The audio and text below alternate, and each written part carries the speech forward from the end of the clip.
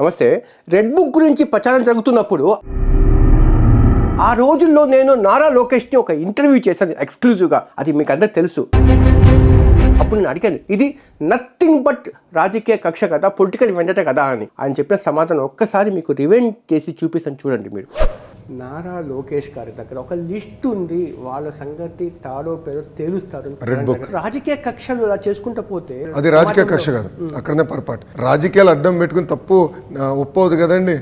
So అధికారులు తప్పు చేశారంటున్నా, నేను ఆధారాలతో సహా చూపిస్తాను, then I will take action. అందుకే జ్యుడిషియల్ ఎంక్వైరీ చేస్తానని చెప్పాను. ఇప్పుడు వరుసగా రాష్ట్రంలో దాడులు జరుగుతున్నాయి కదా. అంటే ఎగ్జాంపుల్, కొడాలి నాని ఇంటి మీద గుడ్డు దాడి జరిగింది గుడివాడలో. వల్లభనేని వంశీ ఇంటి దగ్గర ఒక ఘర్షణ జరిగింది, అని ఇంటి మీద దాడి జరిగింది. అదేవిధంగా అప్పిరెడ్డి గుంటూరులో కూడా సేమ్ ఇలాంటి చిన్న గొడవ జరిగింది. ఈ వరుస దాడుల నేపథ్యంలో ఆ రోజు నాకు నారా లోకేష్ గారు చెప్పిన మాట ఇప్పుడు నడుస్తున్న సీన్ డిఫరెంట్గా ఉంది కదా అని చెప్పి నేను డైరెక్ట్గా లోకేష్ని మాట్లాడే ప్రయత్నం చేస్తాను. ఆయన అందుబాటులో రాలేదు, ఆయన టీం అందుబాటులోకి వచ్చింది. వాళ్ళు చెప్పిన ప్రకారం ఏంటంటే, నారా లోకేష్ వంశీ ఇంటి దగ్గర ఘర్షణ తర్వాత చాలా సీరియస్ అయ్యారంట. టీడీపీ నాయకులకు కూడా ఎక్కడ చిన్నపాటి ఘర్షణ జరగకూడదు, అదేవిధంగా మన నుంచి ఎలాంటి తప్పు చేయకూడదు, లా అండ్ ఆర్డర్ మన చేతిలో తీసుకోకూడదు అని చెప్పి గట్టిగా వార్నింగ్ ఇచ్చారంట. అదేవిధంగా పోలీస్ అధికారులు కూడా నిష్పక్షపాతంగా ఈ కేసు విచారణలో ముందుకెళ్ళని చెప్పి కూడా ఆదేశాలు జారీ చేసినట్టుగా ఆ టీం నాకు చెప్పింది. ఒకసారి నాకు ఇది నిజమా అని చెప్పి పోలీస్ అధికారిని కూడా నేను మాట్లాడే ప్రయత్నం చేశాను, విజయవాడ ఒక ఉన్నతాధికారిని. ఆయన నేనేం చెప్పానంటే, వంశీ ఇంటికా జరిగిన ఘర్షణ ఉంది కదా, దాని మీద కేసులు ఏం ఫైల్ చేశారని చెప్పి వాళ్ళు చెప్పింది. పెద్ద పెద్ద సెక్షన్లు ఫైల్ చేశారు. ఐపీసీ 506, 447, 353. 353 అంటే పెద్ద సెక్షన్, అంటే అసాల్ట్ ఆన్ పబ్లిక్ సర్వెంట్, అంటే పోలీస్ అధికారి మీద తిరగబడి దాడి చేశారు అన్నది పెద్ద సెక్షన్. అది అటువంటి సెక్షన్, బలమైన సెక్షన్లు పెట్టారు. అది లోకేష్ టీం చెప్పింది, ఇక నడిచింది మాత్రము నాకు ఒక రకంగా మ్యాచ్ అవుతూ ఉంది. ఒకవేళ లోకేష్ ఇన్ఫ్లుయెన్స్ పోలీస్ ఆఫీసర్స్ మీద ఉంటే కేసు కంటూ కట్టకుండా ఉండాలి, లేకపోతే ఎఫ్ఐఆర్ బోత్ పార్టీస్ మీద ఉండాలా. అంటే టీడీపీకి సంబంధించిన కార్యకర్తల మీద ఉండాలా, లేదా వైసీపీ వల్లభనేని వంశీ అనుచరుల మీద ఉండాలా, పోలీస్ అధికారుల మీద కూడా కేసులు ఫైల్ కావాలా. అలాంటి ఏం జరగలేదు. ఓన్లీ ఆ రోజు ఘర్షణకు పాల్పడ్డ టీడీపీ కార్యకర్తల మీద కేసులు నమోదయ్యాయి. అందుకోసమే ప్రమాణ స్వీకారం తర్వాత చిన్నపాటి గొడవ, ఘర్షణ, ఉద్రిక్త వాతావరణం వైసీపీ నాయకుల ఇంటి దగ్గర ఎక్కడ కనిపించలేదు. ఒక చోట అయితే పెనమలూరులో బోడే ప్రసాద్ టీడీపీ ఎమ్మెల్యే గెలిచారు. అక్కడ వాళ్ళ కార్యకర్తలు వైసీపీకి సంబంధించిన వాళ్ళ ఇంటికాడికి వెళ్ళి స్లోగన్స్ చేశారు. ఆ విషయం తెలిసి బోడే ప్రసాద్ ఆ వైసీపీ నాయకుడికి ఇంటికి ఫోన్ చేసి, సార్ క్షమాపణ కొడుతున్నాను, మన వాళ్ళు తెలియక మీ ఇంటి దగ్గర నిరసన చెప్పారు, కానీ మీరు అన్యదా భావించకండి, క్షమించండి అని చెప్పి ఒక పెద్ద మనసు చేసుకుని బోడే ప్రసాద్ వాళ్ళని కోరడం జరిగింది. ఇవన్నీ ఏంటంటే, ఈ దాడులు అనేది ఇవి తాత్కాలికంగా జరిగాయి, ఇక్కడ నుంచి ఎలాంటి దాడులు ఉండవు అనేది కూడా సంకేతాలు కూడా పంపడం జరిగింది టీడీపీ అగ్రనాయకత్వం కింది స్థాయి కార్యకర్తలకు. అంటే ఇక్కడ రెడ్ బుక్లో సంబంధించి ఏదో ఉంది కదా, ఖచ్చితంగా రెడ్ బుక్ ప్రకారము చర్యలు జరుగుతాయి. ఇలాంటి వాళ్ళ మీద అంటే ముందుగా వీళ్ళు ఏం చేస్తారంటే, ఎక్కడైతే స్కామ్ జరిగింది అని చెప్పి అక్కడ తెలుస్తుందో, ఎస్టాబ్లిష్ అవుతుందో, ఆ ప్రిలిమినరీ ఇన్ఫర్మేషన్ దొరుకుతుందో వాళ్ళకు, ఆ ఆధారాలు వెంటనే అక్కడ ఒక ఎంక్వైరీ కమిటీ కూడా వేద్దామని అనుకుంటున్నారు. అంటే జ్యుడిషియరీ ఎంక్వైరీ కూడా అవసరమని చోట, అంటే సీరియస్ ఆఫ్ స్కామ్, ఆ వాల్యూమ్ ఆఫ్ స్కామ్ని బట్టి జ్యుడిషియరీ ఎంక్వైరీ కూడా వేసి వాళ్ళు ఇచ్చిన రిపోర్ట్ ఆధారంగా కేసులు నమోదు చేయాలి. ముందుగా ఫస్ట్గా ఈ ఫోర్ ఫ్రంట్లో ఉండేది ఎవరు?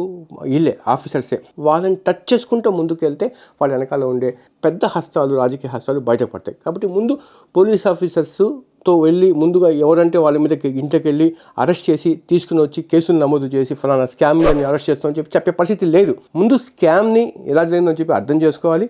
అర్థం చేసుకున్న తర్వాత ఆ యొక్క స్థాయిని బట్టి, సివియరిటీని బట్టి ఎంక్వైరీ కమిటీ వేసి వాళ్ళ మీద, పొలిటీషియన్స్ మీద కానీ యాక్షన్ తీసుకోవడం ఒక ఆలోచనతో ఈ కూటమి సర్కారు ఉంది. నిజంగా అదే జరిగితే మాత్రము పెద్దగా వాళ్ళని తప్పుపట్టడు. అలా కాకుండా వీళ్ళు అర్ధరాత్రి, అపరాత్రి అరెస్ట్ వారెంట్ తీసుకుని వెళ్ళి ఫలానా స్కామ్లను అరెస్ట్ చేస్తున్నామని చెప్తే మాత్రము అది ఖచ్చితంగా పొలిటికల్ వెండట కిందగానే వస్తుంది.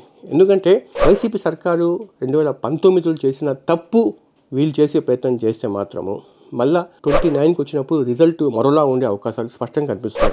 వైసీపీ ప్రతిపక్షం సంబంధించిన ఏదైతే స్పేస్ ఉంటుంది చూసారా, అది లేకుండా చేయాలంటే ప్రయత్నం చేశారు. ప్రతిపక్ష నాయకులని రాజకీయంగా నిరోధించడం వేరు, నివారించడం వేరు, అసలు స్పేస్ లేకుండా చేయడం. ఆ స్పేస్ అంటే పొలిటికల్ కాదు, ఇక్కడ మీడియాకి సంబంధించిన కూడా వాళ్ళు ఎక్కువగా, మీడియా వాళ్ళు ఏదైనా విమర్శనాత్మకంగా ఏదైనా వివరణలు ఇచ్చే ప్రయత్నం చేసినా కూడా వాళ్ళ మీద దాడులు, కేసులు పెట్టిన దాఖలాలు కూడా ఈ వైసీపీ సర్కార్లో జరిగాయి. అది దాని ప్రతిఫలమే 2024 ఎలక్షన్ రిజల్ట్ అని అనవచ్చు.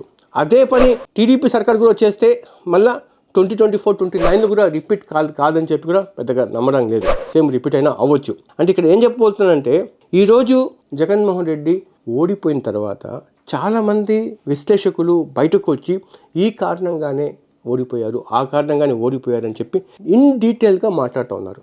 కానీ ఇదే విశ్లేషణలు వాళ్ళు ఒక 1 year బ్యాక్ చెప్పి ఉంటే జగన్మోహన్ రెడ్డి 2024లో కూడా ఆయన సీఎం అయ్యాడు. కానీ ఎందుకు చెప్పలేకపోయారని చెప్పి కొంతమంది విశ్లేషకులని నేను అడిగే ప్రయత్నం చేస్తే, ఒకవేళ ఆ సమయంలో మేము విశ్లేషణ చెప్తే పోలీసులు మా మీద కేసులు పెట్టడం తర్వాత సంగతి, వైసీపీలో ఉండే సోషల్ మీడియాకి సంబంధించిన ఆర్మీ మా ఇళ్లలో ఉండే ఆడవాళ్ళని రోడ్డు మీదకి తీసుకొని వచ్చేస్తారు, మా క్రెడిబిలిటీని వాళ్ళు సంశయిస్తారు, మమ్మల్ని క్యారెక్టర్ అసాసినేషన్ చేసే అవకాశం ఉంది, ఆ భయంతోనే మేము చెప్పలేకపోయామన్నారు. కానీ ఇది టీడీపీ సర్కారు కూడా ఒక కనువిప్పి కావాల్సిన అవసరం ఉంది. ఏదైనా మీరు చేసిన తప్పుల్ని ఎవరైనా ఎత్తి చూపే ప్రయత్నం చేస్తే వాళ్ళని మీరు స్వాగతించాలి. యాక్చువల్గా ఏదో జర్మన్ ఫిలాసఫర్స్ అంటారు, పొగిడే వాళ్ళను దూరంగా ఉంచాలంట, విమర్శించే వాళ్ళని పక్కన ఉంచాలంట.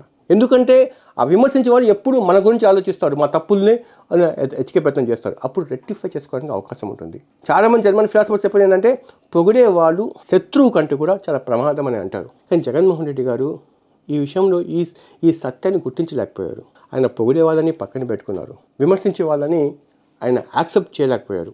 నిజంగా ఆయనే యాక్సెప్ట్ చేయలేదా, లేకపోతే ఆయన చుట్టుపక్కల ఉండే వాళ్ళే అలాగా విమర్శించే నోళ్లను ఎంకరేజ్ చేయలేదా అనేది నాకు అదే అర్థం కాని విషయమే యాక్చువల్గా.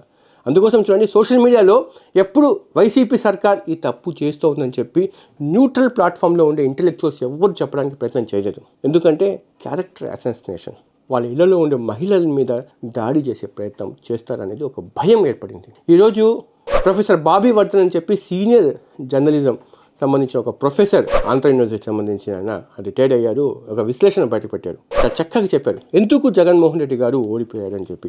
అలాంటి తప్పులు చంద్రబాబు నాయుడు చేయకూడదని చెప్పి ఒక సూచనాత్మకంగా చెప్పారనమాట. ఒకసారి ఆ వీడియో వీలైతే వాట్సాప్లో తిరుగుతూ ఉంది, చూడండి.